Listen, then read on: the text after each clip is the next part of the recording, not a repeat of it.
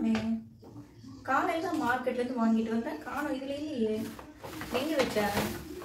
காலையில மார்க்கெட்ல இருந்து வாங்கிட்டு வந்து எங்க வச்சேன்னு தெரியலையே. எங்க வச்சிருப்பேன்?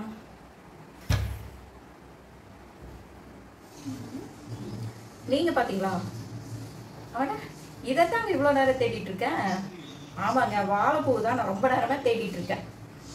எதுக்குன்னு கேக்குறீங்களா? அதுக்கு முன்னாடி ஹலோ ஃப்ரெண்ட்ஸ், வணக்கம் அண்ட் வெல்கம் டு கோவைதானா vlog. இன்னைக்கு பார்த்தீங்கன்னா இந்த வாழைப்பூ வச்சு ஒரு ஈவினிங் ஸ்நாக்ஸாக ஒரு ரெசிபி தாங்க பண்ண போகிறேன். அதுக்கு முன்னாடி இந்த வாழைப்பூவில் எக்கச்சக்கமான சத்து இருக்குது. இப்போ அதில் என்னென்ன சத்து இருக்குது அப்படின்னு நான் சொல்லிட்டு இருந்தேன்னா நம்ம வடை சாப்பிட முடியாது. அதை நம்ம யூடியூப்பில் பார்த்து தெரிஞ்சுக்கலாம்.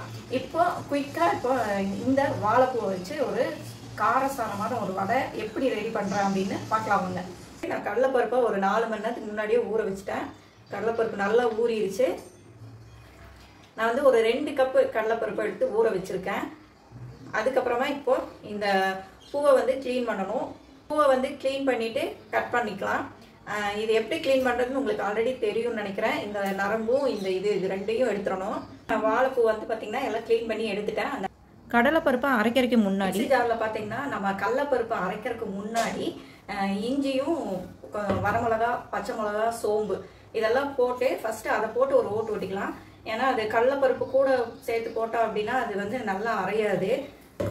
இப்போது ஒரு மிக்சி ஜாரில் ஒரு துண்டு இஞ்சி, சோம்பு, வரமிளகா, பச்சை மிளகா, கருவேப்பிலை இதையெல்லாம் வந்து கரகரப்பாக ஒரு ஓட்டு ஓட்டிக்கலாம்.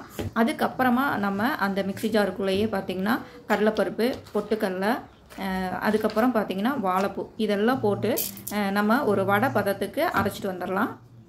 வாழைப்பூவை அரைக்காமல் நல்லா பொடியாக நறுக்கி கடைசியாக நம்ம மாவில் கலந்து கூட வடையாக சுட்டு எடுத்துக்கலாம். நான் வந்து கொஞ்சமாக செய்கிறனால வாழைப்பூவை மிக்சி ஜாருக்குள்ளேயே போட்டு அரைச்சி எடுத்துக்கிட்டேன். வடைக்கு எந்த பதத்துக்கு அரைப்போமோ அதே பதத்துக்கு அரைச்சி எடுத்துக்கிட்டேன். இப்போ இதை ஒரு பாத்திரத்துக்கு மாற்றிட்டு பொடியாக நறுக்கின சின்ன வெங்காயம், கொத்தமல்லி தழை இதெல்லாம் போட்டு உப்பும் சரி பார்த்துட்டு நல்லா மிக்ஸ் பண்ணி நம்ம வடையாக தட்டி எண்ணெய்க்குள்ளே போட்டு பொன்னிறமாக பொரிச்சு எடுக்கலாம்.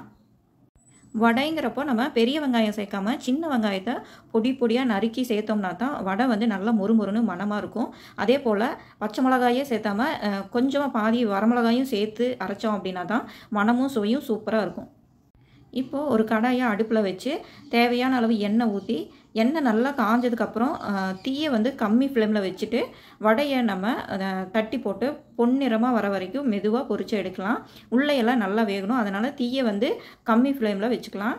ரொம்ப தீயை அதிகமாக வச்சோம் அப்படின்னா மேலே பொன்னிறமாக வந்து கருகிரும், உள்ளே வேகாது. இப்போது ஒவ்வொரு வடையாக தட்டி போட்டு பொரிச்சு எடுத்துக்கலாம்.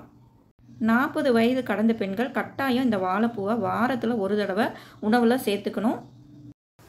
ரொம்ப டேஸ்டான வாழைப்பூ வடை ரெடி ஆயிடுச்சு. நல்ல காரசாரமாக இருக்குது.